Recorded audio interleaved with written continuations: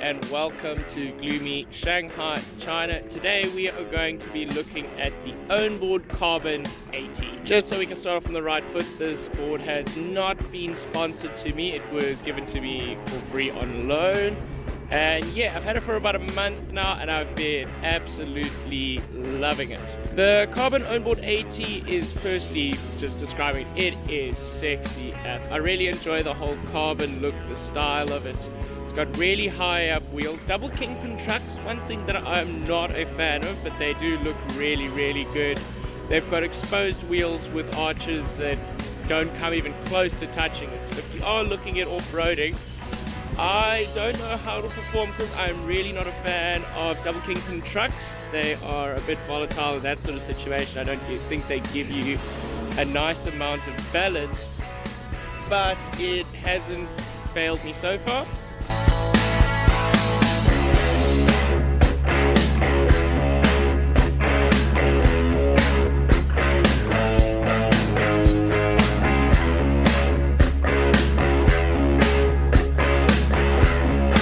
The deck of the board has this carbon fiber look to it. I don't know if it's real carbon fiber, but it does look really great. One thing about the deck that has played on a couple of things is how long it is. It's a bit of a pain in the ass to wheel around and transport. So if you are looking at this thing as a form of transport, it is really unpleasant because it's just so big and bulky. On top of that, because of the way that the rear motors are exposed and just it's not comfortable to grip. It's not something I would suggest using as a form of daily transport. It's a bit of a mission to get around and all that sort of stuff, and you can't really lean it on stuff because the wheels are exposed. The battery's built into the deck, which gives it this really sweet, slim look. A slim look, slim look, I don't even know if that's a word.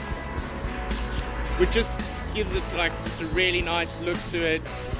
Not too thick, not too heavy. Speed and power, one of the things that is pretty complicated to sort of define, especially on this board, because it's longer than the other boards. You have a wider stance that you can actually stand, and the thing that this creates is that when you can accelerate a lot quicker and you don't feel like you're going as fast when you accelerate. But I must say, this thing really, really does move, and due to the wider stance, you can get a bit better grip and you're less likely to fall off.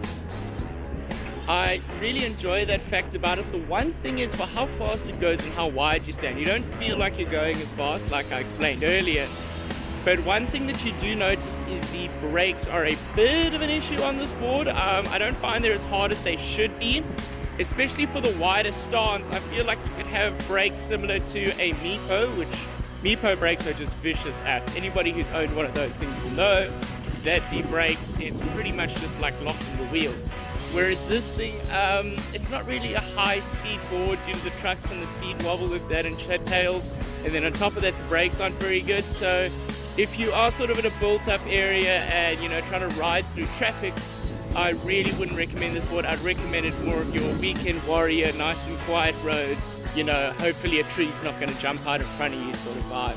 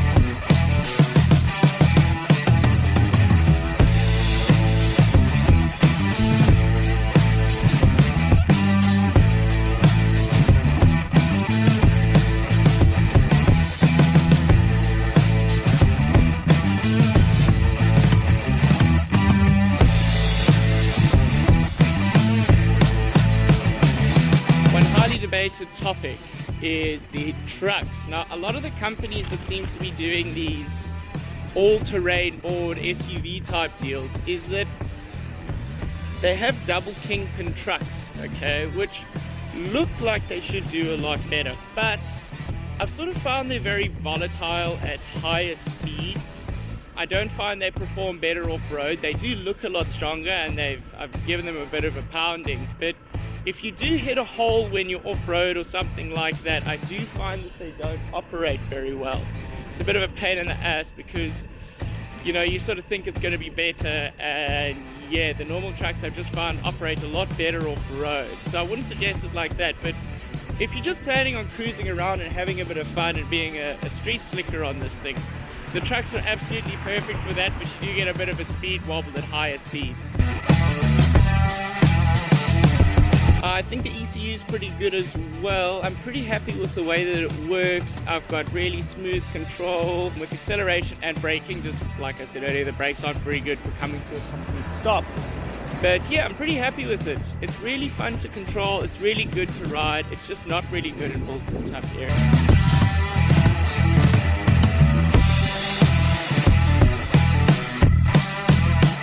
My conclusion of this board, I really enjoyed this thing. Didn't really enjoy taking it on the subway, did not enjoy wheeling it around, but when you are down and you are riding around on this thing, it is a lot of fun. It's really easy to control. It's got really nice stability when you're riding around. I would suggest getting it not for off-road. If you're just riding around the city and you want to have a bit of fun on weekends, me, I like riding at night at the moment.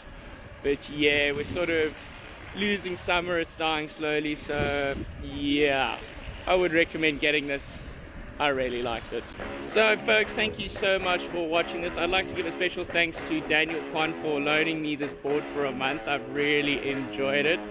Really enjoying riding boards around. I'm thinking of doing more reviews of electronic transport, sort of sustainable long-term transport to replace cars and stuff. Really enjoying it. Folks, if you enjoyed the video, please like and subscribe and do all of the things. Remember folks, if you're stuck in a rut, try something new, fix something old, change something up.